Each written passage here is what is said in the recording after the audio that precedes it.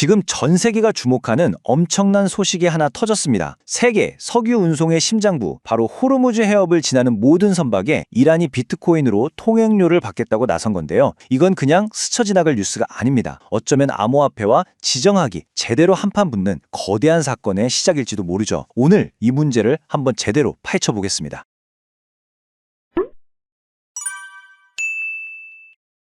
파이낸셜 타임스 보도를 보면 아주 노골적이죠. 핵심은 딱 하나, 아무도 추적하거나 빼앗을 수 없는 돈, 기존의 달러 중심 금융 시스템의 감시망을 완벽하게 피해서 우리만의 자금 흐름을 만들겠다는 의도를 아주 명확하게 드러내고 있는 겁니다. 이 결정에 걸린 돈의 규모 정말 어마어마합니다. 유조선만 따져도 하루에 벌어들일 수 있는 돈이 무려 2천만 달러? 우리 돈으로 환산하면 거의 270억 원이요, 매일. 이란한테는 정말 절실한 외화벌이 수단이겠지만 미국 입장에서는 이건 뭐 제재라는 댐에 거대한 구멍이 뚫리는 거나 마찬가지인 거죠. 여기서 이런 궁금증이 생기죠. 왜 하필 비트코인일까요? 사실 이란은 그동안 USDT 같은 다른 디지털 화폐도 써왔거든요. 그런데 왜 갑자기 법안까지 만들면서 비트코인을 콕 집어서 지정하려는 걸까요? 여기 그 답이 있습니다. USDT, 즉 테더는요, 테더라는 회사가 발행하고 관리하는, 말하자면 주인이 있는 돈이에요. 그래서 만약 미국 정부가 저 지갑 동결시켜 하고 압력을 넣으면 테더는 그 지갑을 얼려버릴 수 있습니다. 근데 비트코인은 어떻죠? 주인이 없어요. 동결하라고 명령을 내릴 중앙기관 자체가 아예 존재하지 않는 거죠. 바로 이 탈중앙성, 이게 이란이 비트코인을 선택한 결정적인 이유입니다. 그럼 뭐 비트코인만 있으면 어떤 나라든 미국의 제재를 가뿐하게 무시하고 마음대로 경제 활동을 할 수 있게 되는 걸까요? 에이, 이야기가 그렇게 간단하면 재미없죠. 여기서부터가 진짜입니다. 비트코인 네트워크 자체를 멈추게 하는 건 불가능에 가깝습니다. 하지만 비트코인은 사용하지 못하게 만드는 방법은 얼마든지 있죠. 미국 재무부가 어떻게 그 멈출 수 없는 돈의 족쇄를 채우는지 그 4가지 방법을 한번 살펴보겠습니다. 미국이 쓰는 카드는 크게 4가지예요. 첫째, 문제의 지갑 주소를 콕 찍어서 블랙리스트에 올리고요. 둘째, 돈이 빠져나가는 출구, 즉 거래소를 막아버립니다. 셋째, 블록체인에 남는 흔적을 끈질기게 추적하고요. 마지막으로 이런 추적을 피하려는 기술까지도 제재해버리는 거죠. 이 4가지가 아주 촘촘한 그물처럼 작동하는 겁니다. 첫 번째 방법은 아주 간단합니다. 블랙리스트죠. 미국 재무부 산하 기관인 OFAC가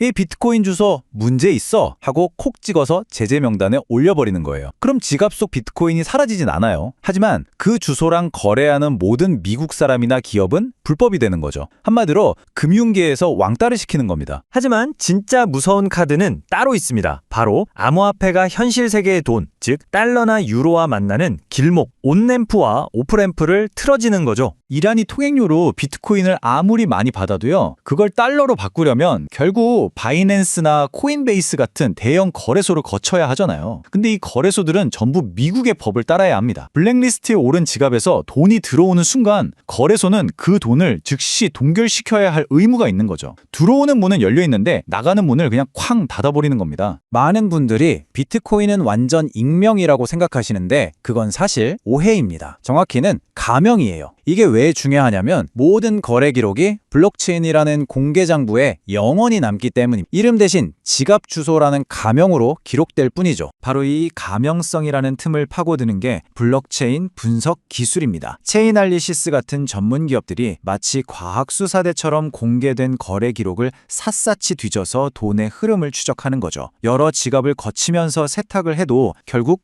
이 돈의 시작은 이란 정부 지갑이구나 하고 밝혀내는 겁니다. 심지어 이런 추적을 피하려고 쓰는 믹싱 서비스 같은 기술들마저 제재 대상이 되기도 합니다. 비트코인의 이 탈중앙성이 제재를 피하는데 얼마나 결정적인지 다른 유명한 암호화폐 리플, XRP와 비교해보면 그 차이가 확 느껴집니다. 이 표가 모든 걸 설명해줍니다. 비트코인은 주인이 없죠. 본사도 없고요. 근데 XRP는 리플랩스라는 회사가, 그것도 미국 샌프란시스코에 떡하니 버티고 있습니다. 바로 여기서 결정적인 차이가 생기는 거죠. 바로 이겁니다. 미국 정부는 비트코인 네트워크에 직접 명령을 내릴 방법이 없지만 자국 기업인 리플랩스한테는 저 계좌 당장 막아 라고 직접 압력을 넣을 수 있다는 거죠. 이건 출구를 막는 수준이 아니라 아예 네트워크 자체를 통제할 수 있다는 뜻이에요. 이란 입장에서는 이런 구조적 약점이 있는 암호화폐는 애초에 고려 대상이 될 수가 없는 겁니다. 자, 이론적인 얘기는 이쯤 하고요. 그래서 지금 현실은 어떤가요? 이란의 비트코인 통행료 계획 도대체 어디까지 와 있는 걸까요? 뉴스 헤드라인 너머의 진짜 상황을 한번 들여다보시죠. 놀랍게도요, 이 계획은 아직 공식적인 법이 아닙니다. 의원들이 법안을 내고 정부도 위원회를 통과하긴 했지만 아직 국회 전체 투표도 안 거친 상태예요. 앞으로도 거쳐야 할 단계가 한참 남아있죠. 그런데 여기서 정말 기가 막힌 반전이 하나 있습니다. 이 법안이요, 뭔가 새로운 걸 시작하자는 게 아니라는 겁니다. 이미 벌어지고 있는 일을 그냥 합법적인 틀 안으로 집어넣으려는 시도에 가깝다는 거죠. 실제로는요, 이란 혁명수비대가 이미 3월 중순부터 배 한 척당 최대 200만 달러의 통행료를 걷어왔다는 겁니다. 그것도 위안화, USDT, 그리고 비트코인까지 섞어서 말이죠. 그러니까 이란은 법이 통과되기를 기다리지 않고 이미 행동하고 있었던 거예요. 이번 법안은 우리 원래 하던 거 이제 비트코인으로 콕 집어서 공식화할게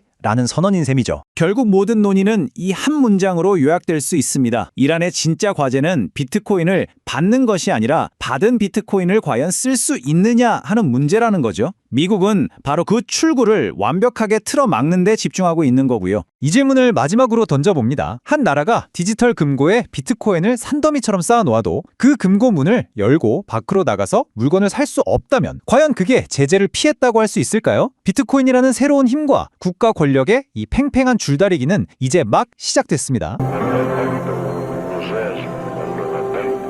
في أكمل